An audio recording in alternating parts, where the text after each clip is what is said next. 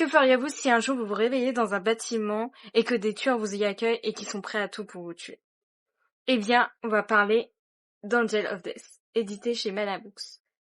On va parler de Rei, qui est une jeune fille amnésique et qui se réveille tout d'un coup dans un sous-sol. Cependant, en voulant trouver la sortie de ce bâtiment, elle va se faire face à des tueurs qui, eux, voudront assouvir leurs besoins. Elle fera alors la rencontre de Zach, un des meurtriers, et fera un pacte macabre qui feront d'eux des partenaires. Une histoire en 12 tomes, éditée chez Mana Books, qui nous plonge directement dans le vif du sujet. Bien que, au début de l'histoire, on se retrouve un petit peu paumé, mais au fil des chapitres, tout cela devient plus clair. Une histoire complètement intrigante, mais qui m'a laissé complètement dubitatif au début parce que vraiment je savais pas si j'allais aimer ou pas.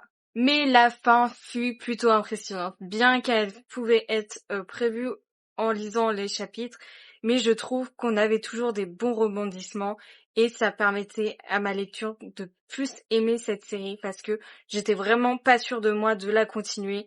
Mais au bout du 4e tome, je trouve que ça s'est plutôt bien goupillé et du coup, j'ai vraiment plutôt bien aimé cette série, bien que ce n'est pas un coup de cœur. Peut-être que j'en attendais trop de cette série-là, mais j'ai plutôt bien aimé.